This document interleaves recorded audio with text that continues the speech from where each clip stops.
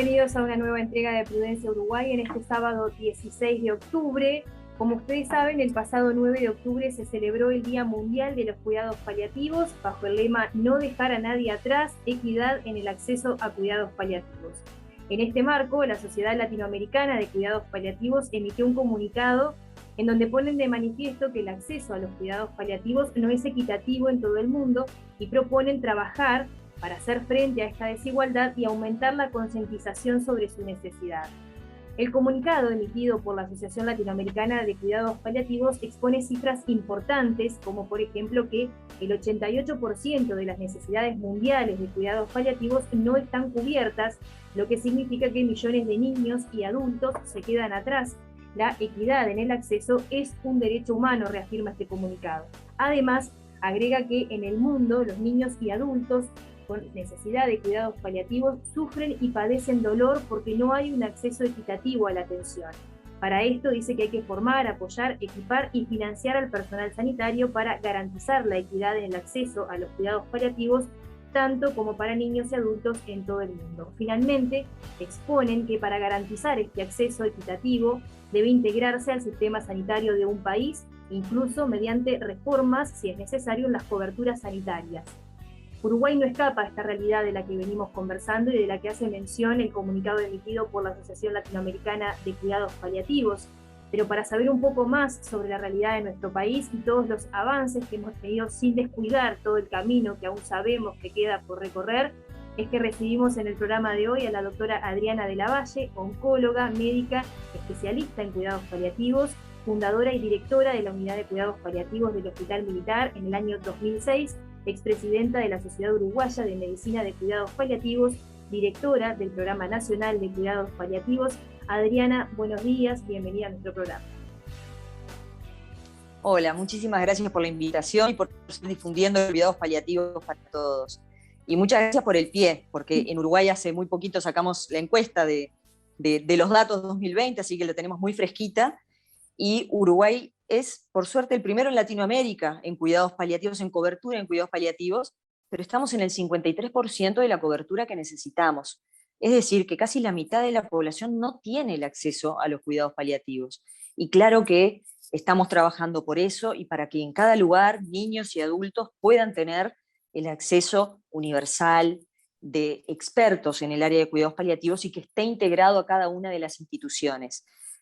Hay un camino hecho, pero falta mucho por recorrer y es por eso también que en este mes estamos tratando de difundir, de seguir capacitando. Hay muchísimas actividades en varias unidades en todo el país de niños y de adultos, pero falta bastante, falta un montón y ese comunicado de la Asociación Latinoamericana lo compartimos y le damos todo el énfasis que podemos y vamos a seguir trabajando también desde donde arrancamos también en la Sociedad de Cuidados Paliativos, en apoyar un proyecto de ley que pueda universalizar y fomentar y capacitar los cuidados paliativos para todos. Acá en nuestro país hay mucho avanzado, pero falta mucho por avanzar y tenemos que seguir ahondando el esfuerzo para que no quede nadie atrás, como dice el logo de este año.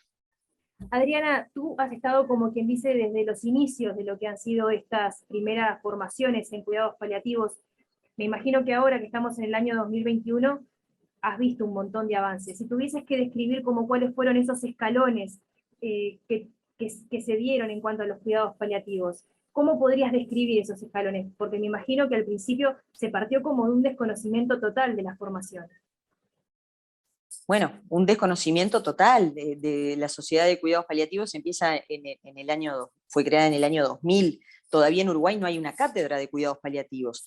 Hay una diplomatura que empezó en 2009 con el doctor Roberto Levi, fallecido, y bueno, fueron dando la política nacional, las guías de buenas prácticas en cuidados paliativos. La doctora Gabriela Piris hizo un esfuerzo enorme en la dirección del programa de cuidados paliativos desde el ministerio. Hay una unidad docente asistencial de cuidados paliativos y se fueron formando las piezas de ese rompecabezas desde la necesidad de aprender y la idea de brindar mayor calidad en la asistencia a nuestros pacientes, desde los médicos, desde los psicólogos, los enfermeros y los trabajadores sociales. Y nos fuimos formando todos de a poquito, como pudimos, generalmente en el extranjero, hasta que empezó la diplomatura, empezó esas unidades docentes así privadas, universidades privadas, en la UDELAR se pudo ir formando a la gente, se determinó como un objetivo sanitario nacional, y eso es un paso muy importante también, y también se habilitó una ordenanza ministerial donde exige a todas las instituciones del Sistema Nacional Integrado de Salud de que se le brinde la atención en cuidados paliativos a todos sus usuarios. Pero una ordenanza ministerial no es una ley, y lo que tenemos que andar en capacitación, en universalización, en brindarle a todas las profesiones de pregrado del equipo de salud que puedan tener las capacidades básicas de atención en cuidados paliativos que hoy no las tienen los recién egresados de la Facultad de Medicina, los recién egresados de la Facultad de Enfermería, los recién egresados de Psicología y de Trabajo Social. Entonces, hay que partir de la base. Si la mayoría de nuestros colegas no tienen la menor idea de lo que son los cuidados paliativos porque nadie les enseñó, bueno, tenemos que arrancar, ir para atrás y ver dónde son las piezas que están flojas. Bueno, el equipo de salud no está formado en cuidados paliativos y hay que brindarles esa formación. En eso se está trabajando y mucho, y hay mucho avanzado, pero falta. En los convenios, hay gente capacitada ya en cuidados paliativos. Bueno, no puede ser que en un departamento, y voy a poner cualquiera como ejemplo, en Maldonado haya una excelente unidad de cuidados paliativos pediátricos y que sea ejemplo a nivel nacional, y en cuidados paliativos de adulto no haya. Sea una falta importante. Estoy poniendo un departamento cualquiera, como podría poner Montevideo, donde hay lugares que tienen unidades muy buenas y otros lugares que no tienen. Entonces, hay todavía ese desbalance, ese desequilibrio que tenemos que tratar de universalizar justamente, de generar convenios, de buscar las maneras de llegar a todos. Y que si tú no tenés al médico adecuado, bueno, tú como institución puedas tener un convenio, generar un vínculo como se hacen en otras especialidades, como se hizo recientemente en la maternidad en el departamento de Soriano, entre públicos y privados. Bueno, buscar la manera. Nosotros en Uruguay somos un país chico, los recursos humanos están, hay recursos humanos que están formados. Bueno, busquémosle la vuelta a nuestra idiosincrasia para que todos tengamos acceso y para que niños o adultos puedan contar con esa asistencia. Claro, porque alguien te podría escuchar y pensar, ¿no? Bueno, me está diciendo que hay un montón de carencias a nivel todavía de formación, pero sin embargo están buscando que haya una ley que universalice esto. Entonces, bueno, ¿qué hacemos primero? ¿Formamos al personal y formamos los equipos y después universalizamos los cuidados?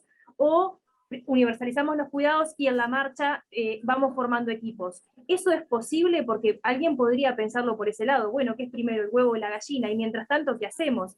Entonces, ¿cómo es posible diagramar un proyecto de ley, como tú me decías, para alcanzar a todos, sabiendo que sabiendo que se parte de esta como carencia, donde hay todavía profesionales que, si bien están como más ayornados a los cuidados paliativos, bueno, para conformar equipos quizás todavía falte como un escalón? Sí, tenés razón, me puede escuchar y decir, pero bueno, entonces si no hay gente formada, ¿cómo haces para armar un equipo? ¿Cómo obligás por una ley a que haya en todos los lugares cuidados paliativos de calidad? Bueno, les cuento que desde el año 2009 justamente la diplomatura empezó y hay personal capacitado como para iniciar unidades.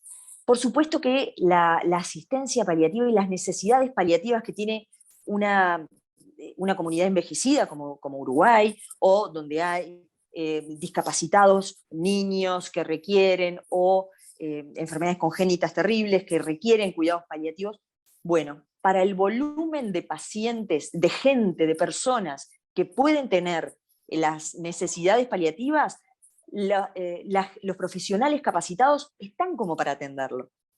Pero va más allá, porque si cada uno que se recibe no tiene la menor idea de lo que son los cuidados paliativos y no sabe derivar, nunca vamos a llegar al número de pacientes que deberían tener el acceso. Entonces, los equipos están, pero el resto del equipo de salud tiene que saber identificar cómo derivar a un paciente de cuidados paliativos. ¿Cuándo es el momento? ¿Los derivo a todos? ¿Porque tienen más de 80 años van a cuidados paliativos? ¿Porque es un paciente de enfermedad geriátrica? ¿Todos los discapacitados van a cuidados paliativos?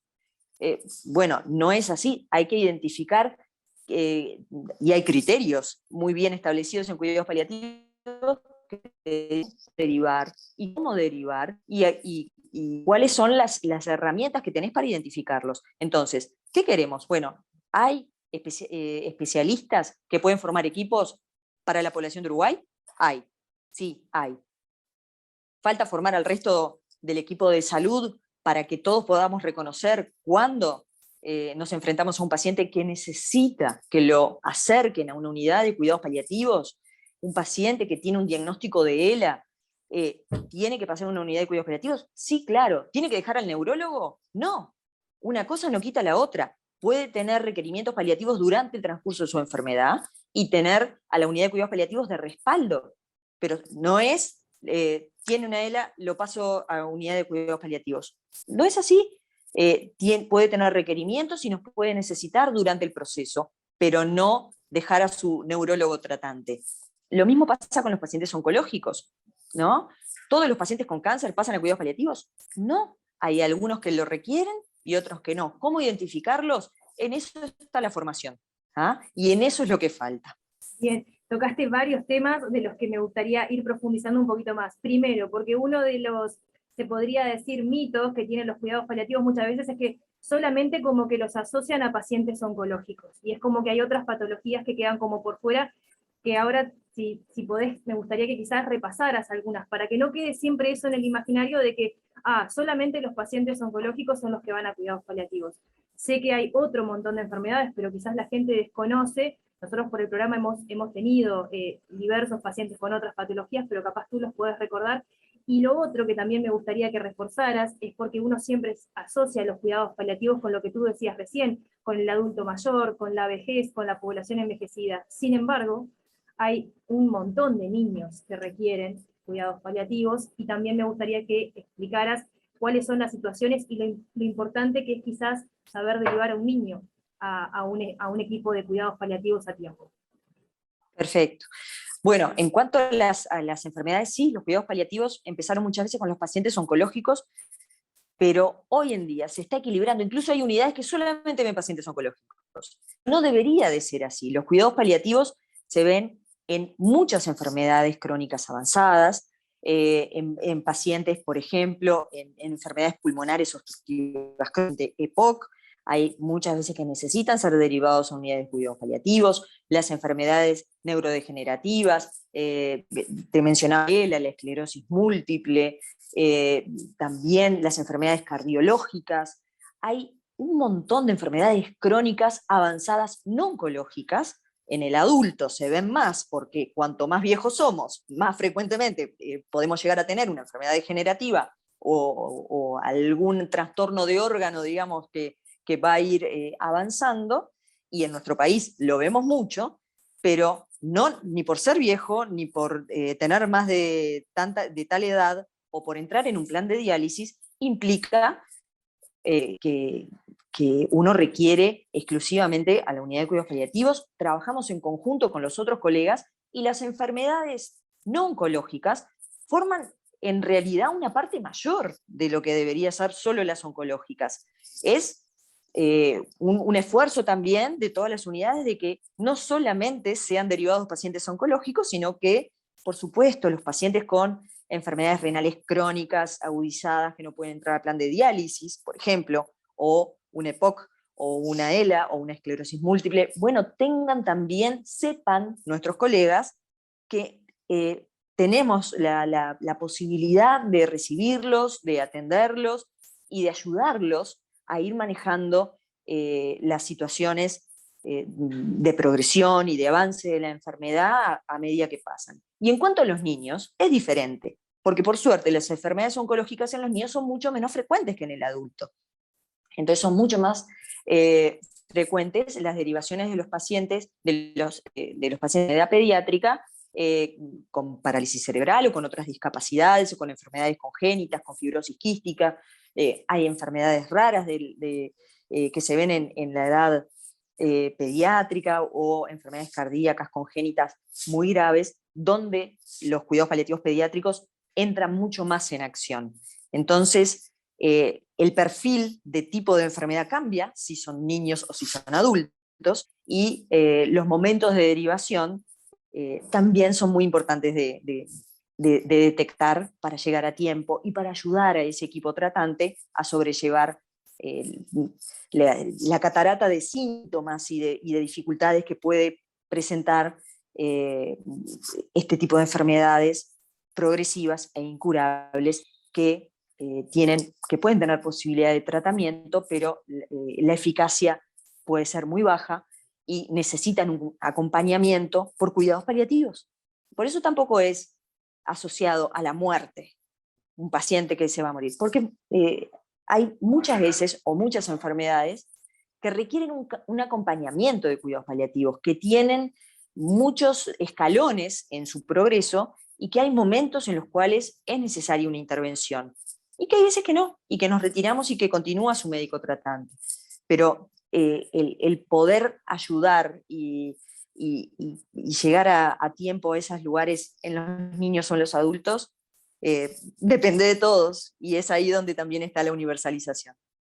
Adriana, quería consultarte, en el Uruguay, el Pereira Rosell, en el caso de los niños, ¿el Pereira Rosell es un centro de referencia en cuidados paliativos pediátricos? Es un centro de referencia excelente y acaba de recibir el reconocimiento de la calidad asistencial, porque no solamente brinda la capacitación, todos los residentes y posgrados de pediatría que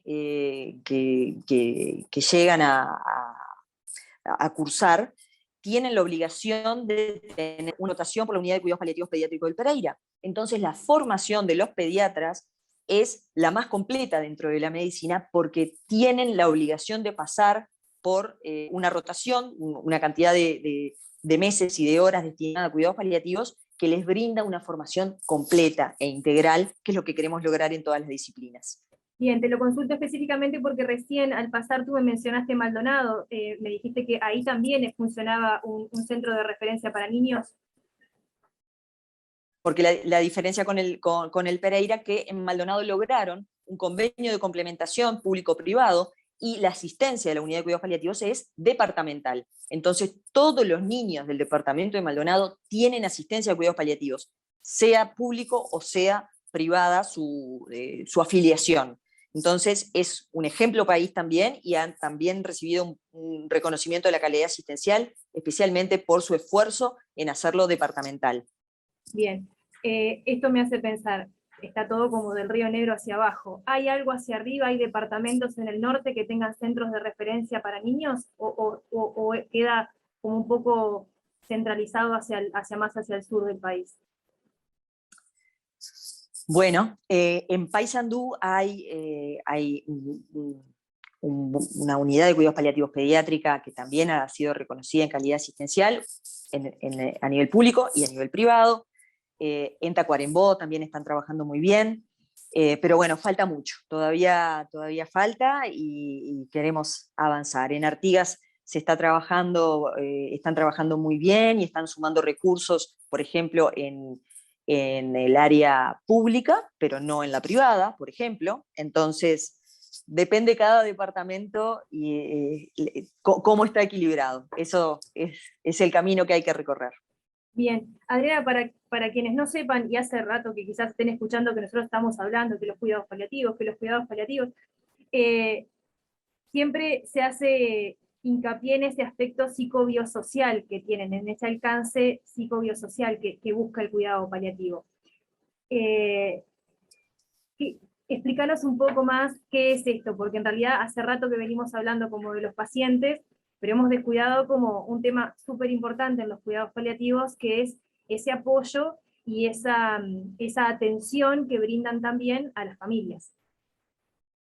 Bueno, es que en cuidados paliativos hablamos del binomio, ¿tá? Es el paciente y es la familia, o los cuidadores principales, que a veces no tiene familia, pero tiene un amigo, un vecino, un ahijado que puede, que puede ser esa forma de contención. Y desde cuidados paliativos, cuando trabajamos en equipo, que es la parte de la multidisciplinariedad que tiene esta disciplina, la contención es al paciente y a la familia, o a su cuidador principal, y es durante la enfermedad, el transcurso de la enfermedad, que puede ser larga, pero también tratamos y cuidamos la asistencia en el duelo, porque muchos de nuestros pacientes fallecen y ese familiar o ese cuidador que apoyó durante todo el correr de la enfermedad, el después es muy difícil de manejar, y la atención se continúa durante el duelo a la familia del paciente,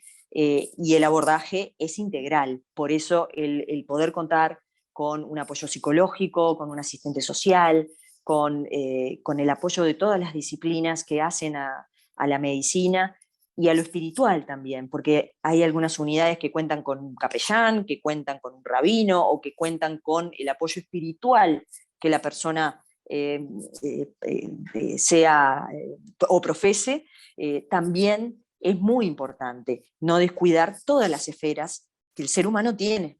Entonces, estamos abiertos también, y hay algunos grupos que integran a esa otra rama espiritual, específicamente, como te decía, con un cura o con un párroco, y hay otras que lo buscan según el caso puntual, pero no descuidamos ninguna de las aristas, porque somos todo, no somos solamente un cáncer o un EPOC o una ELA.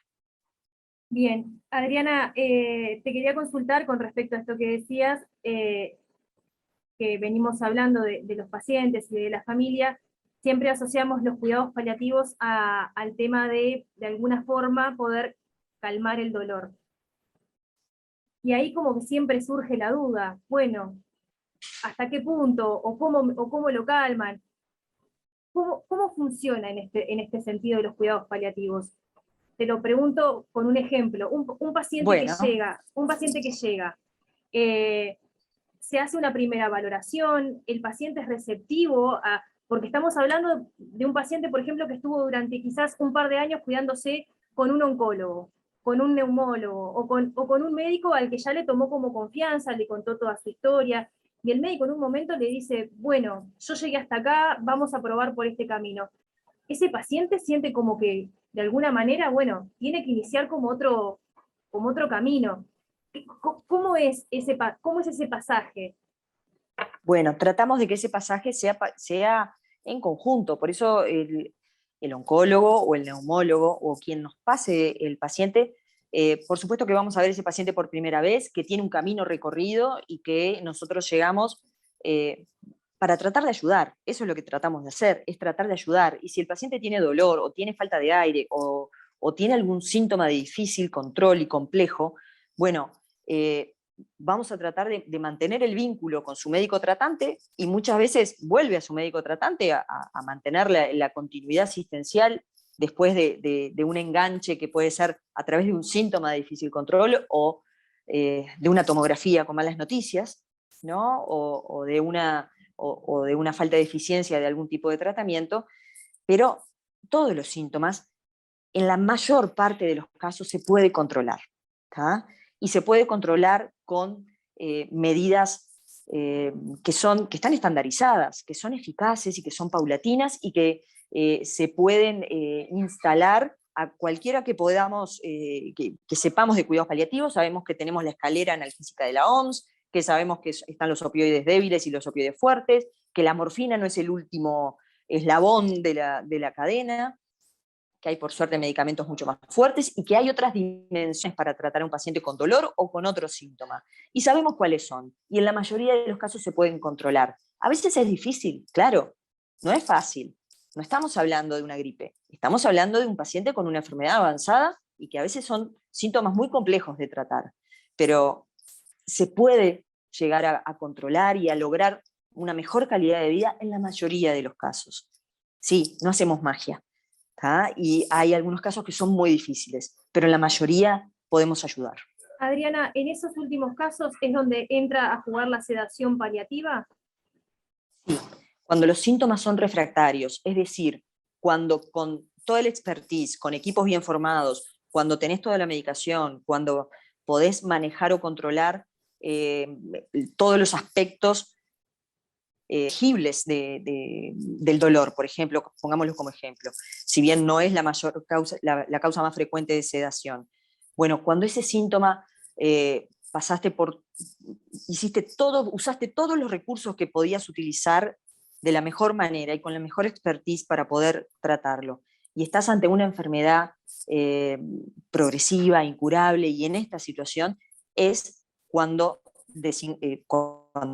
son un síntoma como refractario en esta situación vital, y donde recurrimos a otra herramienta terapéutica, que es la sedación. Es cuando vemos que el paciente está en minutos, en horas, en pocos días de fallecer, y hay manera de identificar cuándo pasa eso, y cuando no podemos controlar un síntoma, y ese síntoma es refractario al mejor tratamiento posible, bueno, es cuando utilizamos la herramienta que es la sedación paliativa, que es sedar un paciente con la medicación adecuada para ese paciente, para lograr una disminución de la conciencia y que no perciba ese síntoma que le está generando sufrimiento, de manera de que pueda pasar esos últimos momentos de vida de la manera más tranquila que se pueda.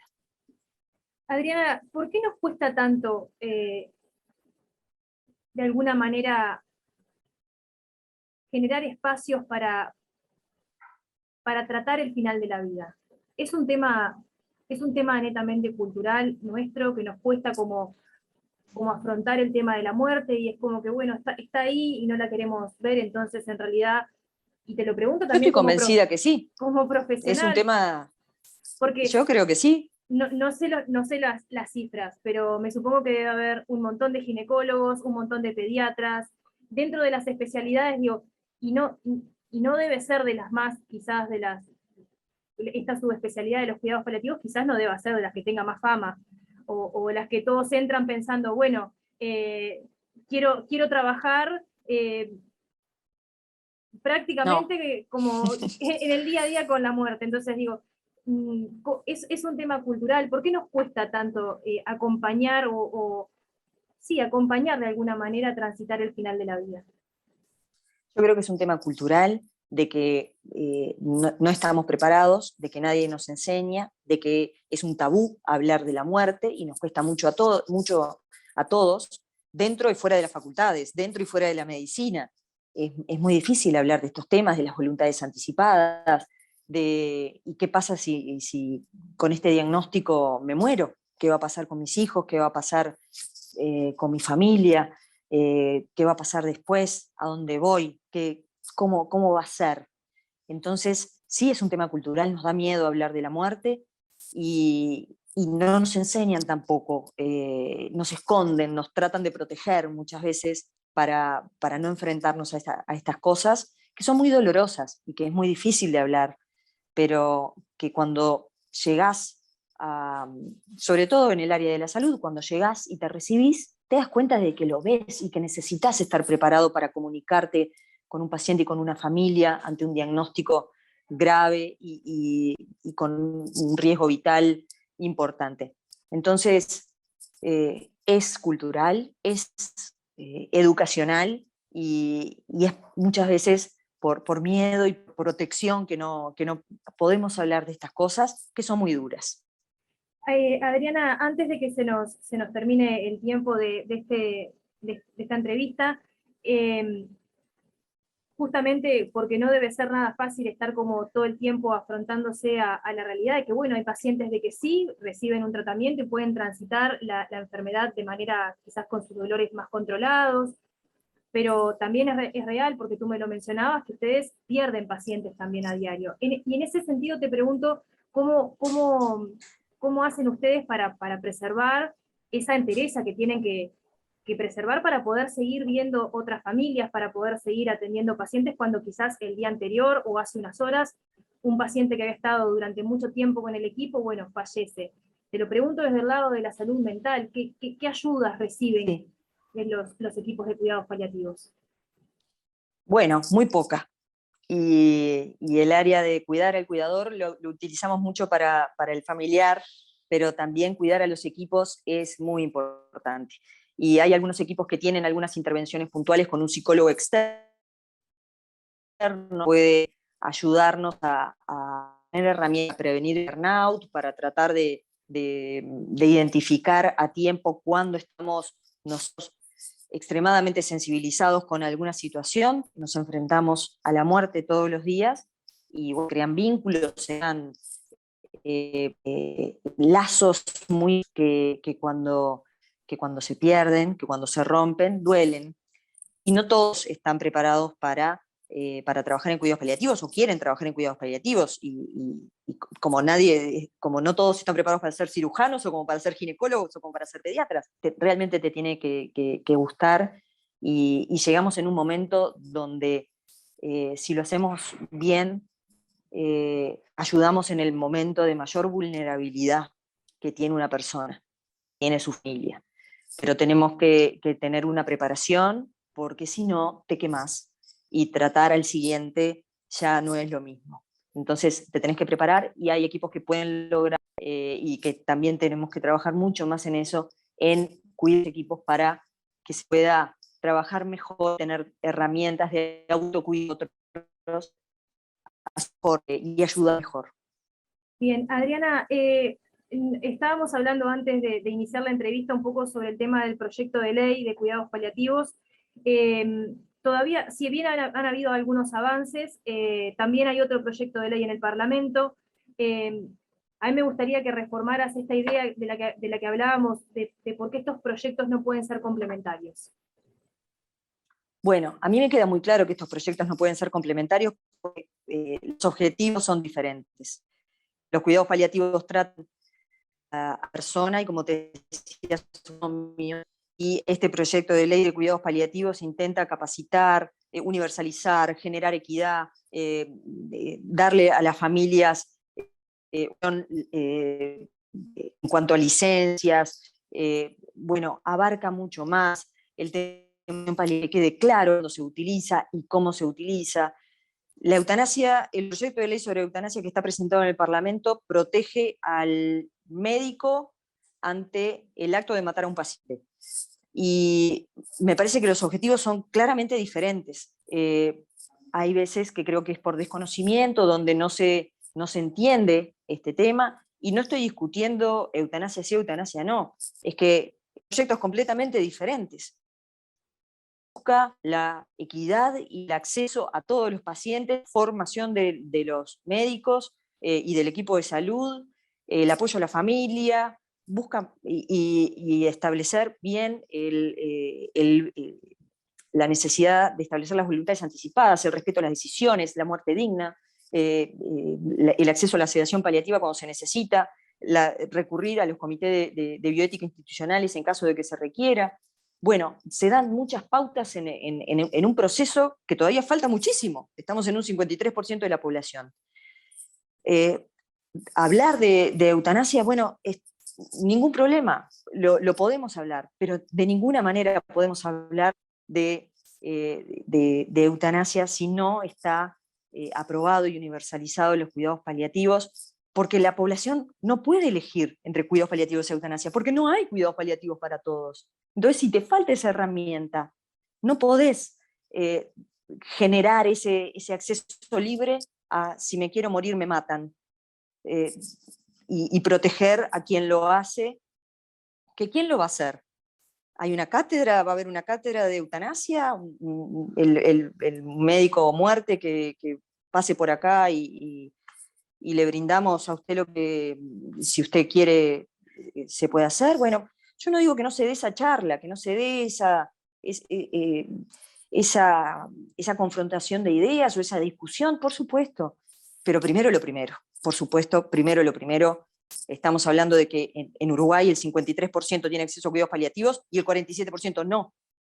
Bueno, nos falta un camino largo por recorrer.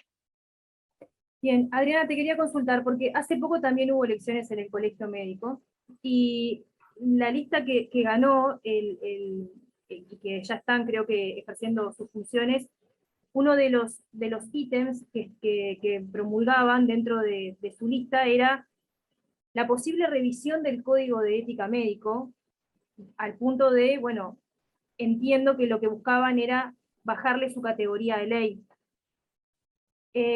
¿Puede haber una vinculación directa entre este tema y también introducir en este momento el tema de la eutanasia?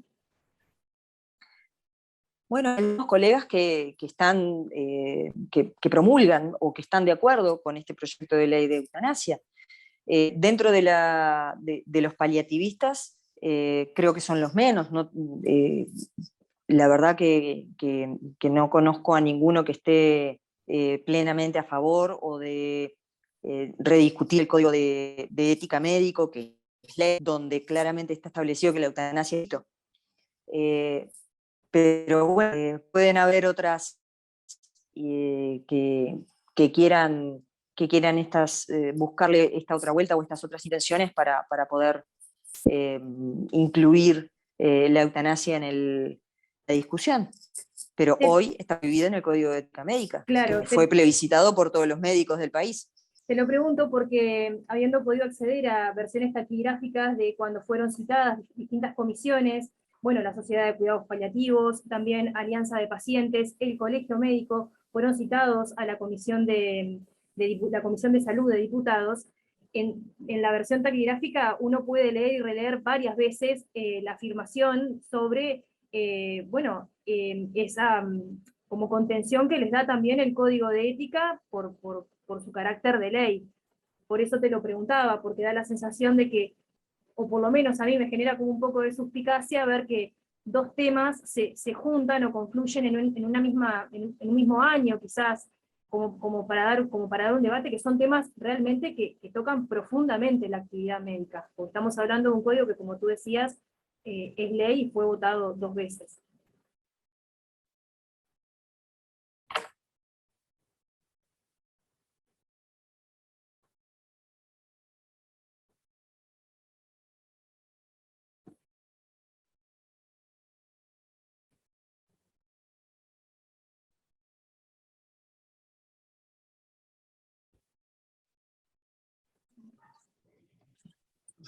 Reanudo con la pregunta.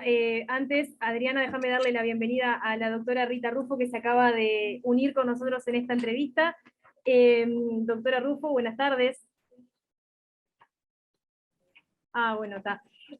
Adriana, para despedirte, porque sabemos que tenés otras obligaciones, te preguntaba estábamos hablando del código de ética, y yo te contaba que en las versiones taquigráficas había visto como en reiteradas oportunidades que las distintas agrupaciones que habían visitado la Comisión de Salud de Diputados habían hecho un especial hincapié en cómo esta protección que les brindaba el Código de Ética en su carácter de ley, y cómo un proyecto de las características del proyecto de eutanasia de alguna manera vulneraba esto porque iba contra lo que establecía ese Código de Ética Médica. Y por eso te preguntaba si, o por lo menos a mí, desde mi punto de vista, me genera como un poco de suspicacia entender que, bueno, que estaba como este proyecto, y también hay una parte del colectivo médico que entiende que este código quizás deba ser como remitido a análisis para ver si realmente debe sostener su carácter de ley. Bueno, gracias por la pregunta. El Código de Ética Médica, tenemos que recordar que fue plebiscitado por todo el colectivo médico. Estuvimos todos de acuerdo en que el Código de Ética Médica diga lo que dice. Es muy completo, llevó muchísimo trabajo y fue detallado en el punto a punto. Entonces, un proyecto de ley como el proyecto de ley de eutanasia estaría totalmente contrario a la ley del Código de Ética Médica, que está aceptado y votado y plebiscitado por todo el colectivo médico y de hace muy poquitos años. Entonces, bueno, sí, es contrario, y cuando desde la Sociedad de Cuidados Paliativos fuimos a la Comisión de Salud del Parlamento, eso fue uno de los puntos que tuvimos que aclarar con mucho énfasis, porque hoy la eutanasia dentro del Código de Ética Médica está prohibida y no forma parte de nuestro Código de Ética y no está dentro de la ley. Bien, doctora Adriana de la Valle, muchísimas gracias por haber compartido esta entrevista con nosotros. Sabemos que es un mes muy importante para todos los que están dedicados a los cuidados paliativos. ¿Alguna actividad particular que esté prevista y que valga la pena mencionar quizás en las próximas semanas? Bueno, en este momento estamos lanzando un curso desde el Ministerio de Salud Pública gratuito para médicos y licenciados de enfermería y auxiliares de enfermería con las bases del tratamiento clínico del paciente adulto en cuidados paliativos. Así que a todos los funcionarios de ACE, bienvenidos y los esperamos. El sábado, hoy, se festejan los 5 años de la Unidad de Cuidados Paliativos de Camedur, en Durazno, así que vamos a estar por ahí compartiendo con los colegas, y la verdad que fue un mes donde desde todas las unidades de cuidados paliativos se hicieron conferencias de prensa, se distribuyeron folletos, se difundió a la población y a los propios colegas lo que son los cuidados paliativos, así que muy agradecida por toda la difusión, y muchas gracias, Rosana, por la invitación. Muchísimas gracias, Adriana, por haber compartido estos minutos con nosotros. Bueno, un abrazo grande, hasta luego.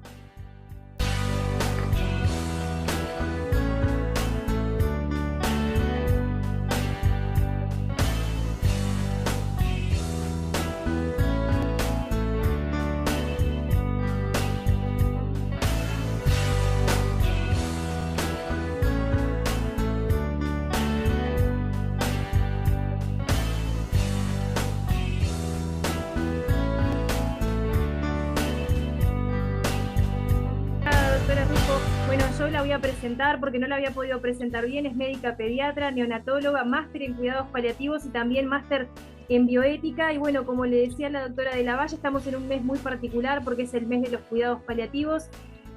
Bueno, aparte usted es presidenta de la Sociedad de Cuidados Paliativos, entonces me imagino que debe ser un mes muy particular también, de muchas actividades. Sí, por supuesto. Estamos recorriendo lugares del interior, como decía la doctora Adriana de la Valle, con varios festejos y varias intervenciones.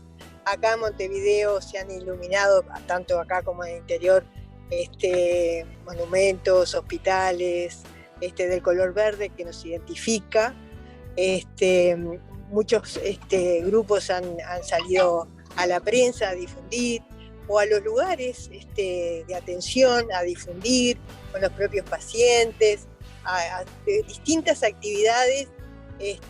Hace poco participamos de un evento en Maldonado, que además de ser 3 años de cumpleaños de este grupo que actúa en cuidados paliativos pediátricos por complemento de las instituciones, o sea que es un buen ejemplo a seguir, que ha logrado grandes avances y que bueno, sigue creciendo, y que es la verdad que un lindo reconocimiento que de parte del Ministerio se ha dado a todos los equipos que vienen trabajando hace años, y bueno, que todos, yo creo que no hubo un equipo que se quedara quieto este mes con la difusión. Bien. Doctora, sí. Lo que te quería agregar es que el lema es no dejar a nadie afuera, atrás, ¿no?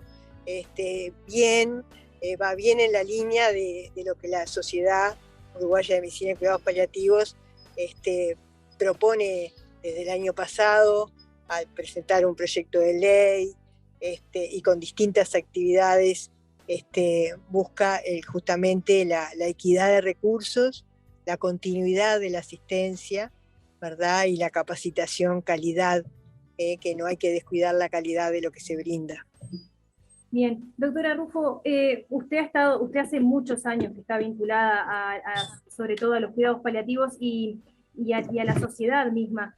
¿Cuáles han sido los grandes avances que usted ha visto en los últimos años? Porque la verdad es que en el último tiempo se ha logrado escuchar más, se difunde más sobre esta especialidad, pero usted que está desde los inicios, como quien dice, ¿cuáles han sido como los grandes logros que han tenido? Bueno, los cuidados paliativos han crecido muchísimo. ¿Eh? En los últimos 15 años, 18 años, que es el equipo más viejo que tenemos, el del Hospital Maciel, a cargo de la doctora Gabriela Piris. Le sigue el pediátrico, a cargo de la doctora Mercedes Bernadá. Bueno, el surgimiento en el 2001 de la sociedad misma de cuidados paliativos, que este año cumple 20 años, por eso en noviembre los vamos a invitar para alguna actividad. O sea que en estos 20 años, desde el surgimiento de esta sociedad, ha crecido muchísimo. Estamos en un buen nivel con respecto a la región y a Latinoamérica. El tema es que todavía hay desafíos que tenemos que afrontar. No pensar que por lo logrado lo hemos conseguido absolutamente todo, porque cuando un paciente muere solo, con dolor, ahí hemos fallado todos los cuidados paliativos y a veces no hay posibilidad de acceso. Aún hoy hay personas que no tienen acceso a los cuidados paliativos. Muchas veces por los mitos que hay, que se piensan que los paliativos es solo cuando se está muriendo la persona, y tiene que entenderse que apostamos a la calidad de vida, a cómo vive la persona con una enfermedad que amenaza su vida. Y eso ha sido como un poco remar, pero bueno, difundiendo, enseñando, educando. Creo que desde la escuela se deberían ir educando estos temas y no esperar a grandes a estar enfermos y no saber qué recursos podemos tener para adaptarnos a la enfermedad y poder convivir con ella. Bien, lo hablábamos recién con la doctora de la Valle, sí, como esa negación que tenemos como a no querer hablar sobre lo que es el tránsito, sobre el final de la vida. Digo, nos cuesta mucho y yo inclusive le preguntaba a la doctora de la Valle si ella consideraba que era algo estrictamente cultural de nosotros, en un país tan envejecido. Digo, es raro durante muchos años no haber como abordado este tema bueno, que las personas que están llegando al final de su vida puedan transitarla de manera tranquila o como mismo la doctora decía, sin dolor. Claro, lo que pasa es que es una evolución como natural,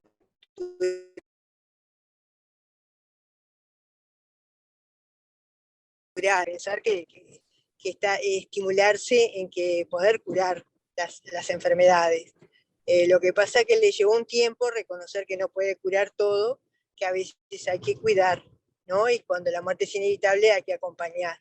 Entonces, estamos volviendo a esa ley natural, digamos así.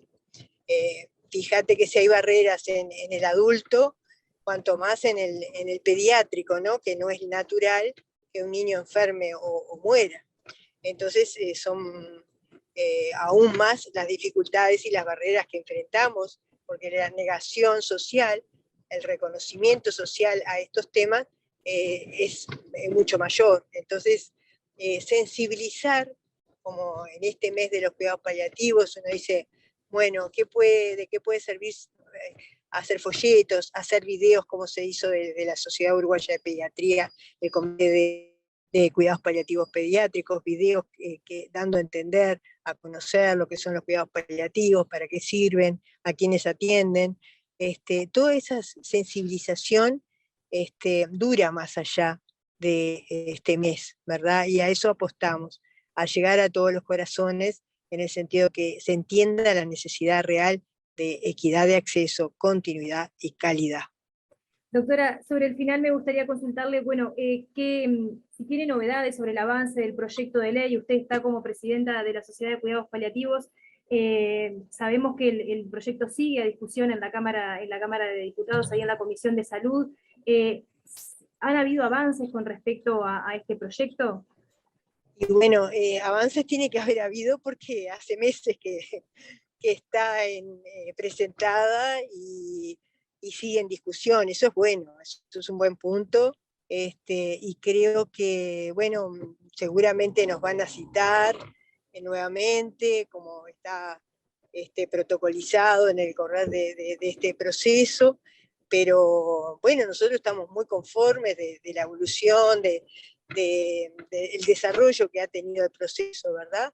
Empezando por la aceptación de la presentación de la ley, la buena cabida de absolutamente todos los legisladores que firmaron la ley, además, entendiendo, escuchando, aprendiendo algunos temas que, como tú decís, son difíciles, y hay mucho mito alrededor, y entonces fuimos como también difundiendo estos temas, y creemos que hay un excelente trato del proyecto, o sea, se ha logrado comprender hacia dónde, cuál es el espíritu del proyecto de ley, ¿no?